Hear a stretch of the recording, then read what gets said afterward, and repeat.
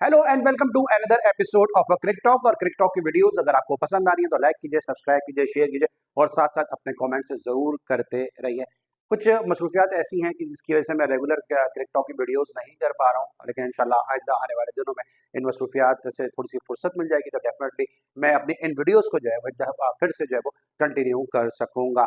लेकिन एक बात बता दूं कि मैं ये काम करता हूँ अपने शौक से, अपने पैशन से। ये काम मेरे लिए कोई जॉब नहीं है, ये काम मेरे लिए कोई ज़रूरी इस तरह से नहीं है कि आंधी आए तूफान आए टॉपिक में कोई इतने अच्छे टॉपिक ना हो उसके बावजूद भी जो है वो वीडियो की जा सके। तो बहरहाल मैं ये वीडियो इसलिए करता हूँ क्योंकि मैं अपनी कैथारसिस कर सकूँ, मैं अपनी बात आप तक पहुँचा सकूँ, अपना पॉइंट ऑफ व्यू आप तक पहुँचा सकूँ। क्योंकि बतौर एंकर बहुत सारी बातें आप नहीं कर सकते हैं, क्योंकि बतौर एंकर आपको सवालात पूछने होते हैं, बतौर एंकर आपको दूसरे का पॉइंट ऑफ व्यू लेना होता है, बतौर एंकर आपको पता होता है कि आप एक गलत सवाल पूछ रहे हैं क्योंकि इसका जवाब जो है वो इस तरह नहीं इस तरह होना चाहिए। लेकिन चूंकि आप एंकर होते हैं इसलिए आपको वो सवाल पूछने पड़ते हैं ताकि सामने वाले से जो है उसके अंदर का जो मटेरियल है या अंदर को जो उसका एक गुस्सा भरा हुआ है या उसके अंदर जो एग्रेशन है या उसके अंदर जो सोच है उसको सामने लाना होता है। इसलिए जो वीडियोस करता हूँ मैं ताकि मैं अपनी बात आप तक पहुंचा सकूं। तो इसको उस एंकरिंग से रिलेट मत किया करें कि यार आपने वहां पे ये सवाल क्यों पूछा था, यहाँ पर आप ये बात कर रहे हैं। इसलिए का सवाल वहां पे पूछना इसलिए बनता है ताकि दोनों पॉइंट ऑफ व्यू जो है वो आपके सामने, प्लस माइनस जो है वो दोनों पॉइंट ऑफ व्यू आपके सामने आ सकें। चलें जनाब, वीडियो का आगाज करते हैं। सबसे पहले आगाज करते हैं जनाब मोहम्मद शामी के हवाले से। बहुत सारे पाकिस्तान में जो एक्स क्रिकेटर्स हैं, बहुत सारे जो यूट्यूबर्स हैं, जो बहुत सारे लोग हैं, उन्होंने बात की है मोहम्मद शामी के स्टेटमेंट के हवाले से। और मोहम्मद शामी का इंटरव्यू अगर किसी ने पूरा देखा है तो उन्होंने ये देखा होगा कि मोहम्मद शामी एक बहुत ही सीधा सच्चा सा इंसान है, उसने दिल से अपने बात की है। अगर बहुत सारे लोग पाकिस्तान में इस बात को लेके बात कर रहे हैं कि जिसने इंजमाम के लिए ये बात कर दी, पाकिस्तान के सीनियर प्लेयर के लिए इस तरह से बात कर दी है और उसको इस तरह से बात नहीं करनी चाहिए थी, एक तरफ वो भाई कह रहा है, दूसरी तरफ वो कार्टून कह रहा है, तो इस तरह से बातें उसको नहीं करनी चाहिए थी। तो अगर आप उसका पूरा इंटरव्यू देखें तो उसने तो खुली सीधी बातें की हैं। पाकिस्तान में क्या कोई प्लेयर इस तरह की बात करेगा कि भाई मैं तो परफॉर्म कर रहा हूँ, मुझे चांस नहीं मिल रहा, मेरे ये मेरी परफॉर्मेंस है, उसके बाद मुझे नहीं खिलाया जा रहा। क्या पाकिस्तानियों को इस तरह बात कर सकता है? पाकिस्तान में हरगिज हरगिज मैं आपको गारंटी से कह रहा हूँ कि इतना ज्यादा कंट्रोल किया जाता है खिलाड़ियों को, पाकिस्तान में कोई भी प्लेयर इस तरह से अपनी परफॉर्मेंस को लेकर बात नहीं कर सकता जो इस वक्त करंट टीम में खेल रहा है कि मैं इतना परफॉर्म कर रहा हूँ और मुझे क्यों नहीं खिलाया जा रहा। लेकिन यहाँ पे मोहम्मद शामी ने साबित किया है, मोहम्मद शामी ने कि कितनी ज्यादा डेमोक्रेसी है इंडिया में कि वो खुलकर अपनी बात कर सकता है। उसने आईपीएल के हवाले से कहा कि जनाब मैंने एक टीम के लिए परफॉर्म किया, उसने मुझे छोड़ दिया, दूसरी टीम के लिए परफॉर्म किया, उसने मुझे छोड़ दिया, तीसरी टीम के लिए परफॉर्म किया, उसने मुझे छोड़ दिया। पाकिस्तान में कोई इस तरह की बात कर सकता है? आपने आज तक सुनी किसी के मुंह से इस तरह की बातें कि जनाब ये टीमें मुझे क्यों छोड़ती चली जा रही है? लेकिन जनाब मोहम्मद शामी ने ऐसी ही बातें की हैं। साथ साथ उन्होंने बड़े खुल के मुख्तलिफ मौजूद के हवाले से बात की है। और वो बात क्यों ना करें, वो बात क्यों क्यों नहीं कर सकते? इसलिए कि जब मोहम्मद शामी आउट कर रहा था यहाँ से पाकिस्तान से फजूल किस्म का मैसेज गया था। जब हमें भी ये पता चला था कि जो ये पाकिस्तान के जो फॉर्मल टेस्ट क्रिकेटर हैं हसन रजा, उन्होंने कुछ इस अंदाज की बात की है कि जनाब बॉल में चिप लगाई है। हमने भी मजाक उड़ाया था, हमने भी इस बात पे गुस्से का इजहार किया था, हमने भी कहा था कि यार एक बंदा परफॉर्मेंस दे रहा है, टीम परफॉर्मेंस दे रही है, उसकी परफॉर्मेंस को मानो, उसकी परफॉर्मेंस को समझो, उसकी परफॉर्मेंस को अप्रिशिएट करो। तो मोहम्मद शामी जिसने परफॉर्मेंस दी है, जिसकी परफॉर्मेंस को आप जीरो कर रहे हैं, निल बटा निल कर रहे हैं, तो क्या उसका इतना एग्रेशन नहीं बनता, उसका इतना गुस्सा नहीं बनता? क्या वो गलत बातें कर रहा है? वो परफॉर्म कर रहा है और वो कह रहा है कि मैं शुरू के मैचेस 3-4 मैचेस बाहर बैठा हूं, मैं इससे पहले वर्ल्ड कप में 3-4 मैचेस बाहर बैठा, मुझे मुश्किल से खेलने का चांस मिल रहा है। जब वो आता है आउट करता है तो आप उसके बाद कह देते हैं कि बॉल पे चिप लगी है। जब हमें यहाँ स्टूडियो में बैठ के गुस्सा आता है, जब हम बात कर रहे होते हैं कि फजूल किस्म की बातें हैं कि बॉल में चिप लगी हुई है, वसीम अकरम ये बात बोल रहे हैं कि फजूल किस्म की बात है, तो जिसमें बीत रही है क्या उसको गुस्सा नहीं आएगा?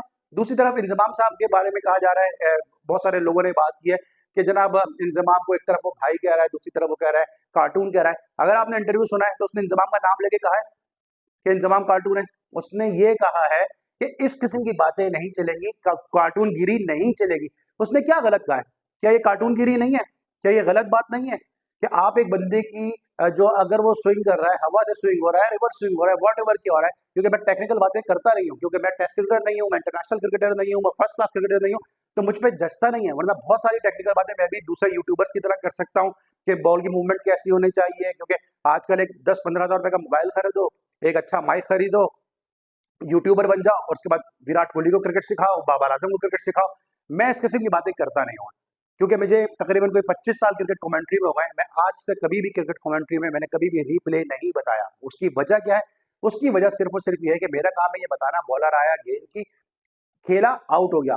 अब फुट मूवमेंट क्या थी, बॉडी की मूवमेंट क्या थी, पाँव की मूवमेंट क्या थी, और कलाइयों की मूवमेंट क्या थी, ये सब काम है, टेक्निकल काम है, जो क्रिकेटर बैठा है, जो एक्सपर्ट बैठा है, उसका काम है। हो सकता है बहुत सारे एक्सपर्ट ऐसे हों जिनसे मैं बेहतर बता सकता हूँ, क्योंकि मैंने भी क्रिकेट खेली हुई है, लेकिन चूंकि वो एक्सपर्ट के नाम पे बैठा है, तो ये उसका काम है बताना। तो इसी तरह मैं भी बता सकता हूँ बहुत सारी बातें, लेकिन भाई अगर अर्शदीप बॉल को, अगर गेंद को जो है वो इन देयर अगर वो स्विंग कर रहा है या वो मूवमेंट हासिल कर रहा है, तो इंजमाम ने जो ये बात कही है, उस पे उसने सिर्फ इतना कहा है कि मैं इंजमाम भाई की बहुत रिस्पेक्ट करता हूँ, लेकिन इस किस्म की कार्टूनगिरी की बातें जो है ना वो चलती नहीं है। उसने इंजमाम को नहीं कहा, उसने ओवर एक बात है कही है।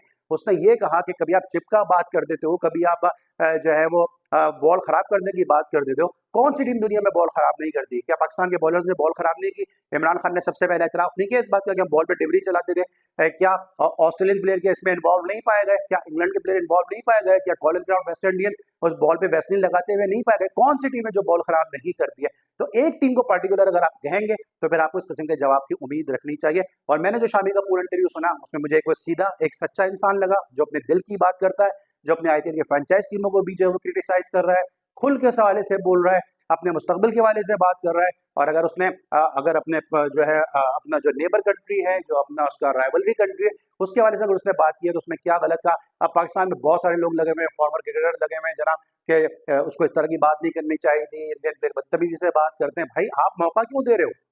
आप फजूल बातें क्यों कर रहे हो कि बॉल में चिप लगी है, आप जो है बॉल खराब कर रहे हो? आप क्यों इल्जाम लगा रहे हो? आप ब्लेम गेम क्यों कर रहे हो? जब आप करोगे तो फिर आपको जो है जवाब तो मिलेगा। फिर आपको याद आ जाता है कि जो वो बड़ा क्रिकेटर है, वो सीनियर क्रिकेटर है, उसने इतने टेस्ट खेले हैं, उसने पाकिस्तान को लीड किया हुआ है। ऐसी बातें ना आप करेंगे, ना आपको जवाब मिलेंगे। दूसरी तरफ अब मैं बात करूंगा थोड़ी सी आईसीसी चैंपियंस ट्रॉफी के हवाले से, क्योंकि अभी तक जो है वो बीसीसीआई का कोई ऑफिशियल वर्डिक्ट सामने नहीं आया।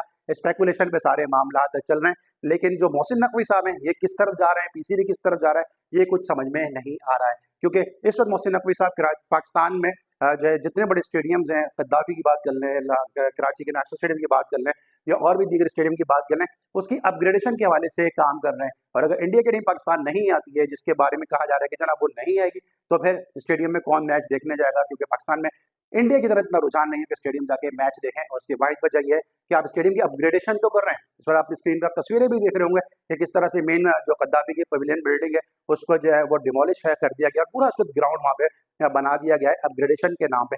लेकिन आप फैसिलिटीज प्रोवाइड करें, आप लोगों का व्यू अच्छा करें, आप उनको पीने का पानी वहाँ पे प्रोवाइड करें, आप सिक्योरिटी का जो सिस्टम है वो अच्छा करें, आप वॉशरूम की सहूलियात अच्छी करें, आप लोगों को इज्जत दें।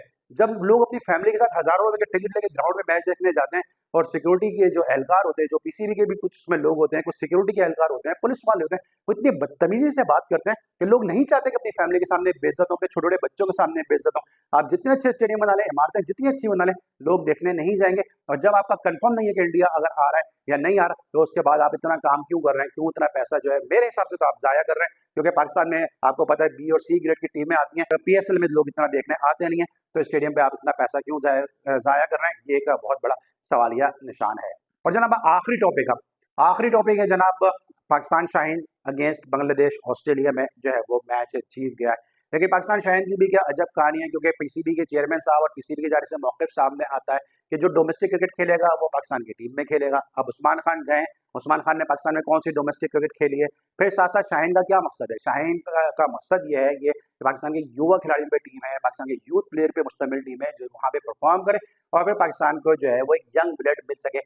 अब आपको बड़ी जान के नाज़रीन हैरत होगी, और जो हमारे भारतीय दर्शक है उनको भी बड़ी हैरत होगी कि हमारी क्रिकेट पीछे क्यों जा रही है, हमारी क्रिकेट की पॉलिसीज क्या है। उमर अमीन, मैं बहुत अप्रिशिएट करता हूँ, उमर अमीन को मैंने बहुत सपोर्ट किया है, लेकिन उमर अमीन का इस टीम में होना इन तमाम तर जो पीसीबी की पॉलिसीज हैं उसकी नफी करता है। क्योंकि उमर अमीन को इतना एक्सपीरियंस है, उमर अमीन इतना कैपेबल प्लेयर है कि अभी अगस्त में अगर बांग्लादेश आ रही है, अगर आप उसके खिलाफ उसको खिलाते तो शायद मुझे एतराज नहीं होता।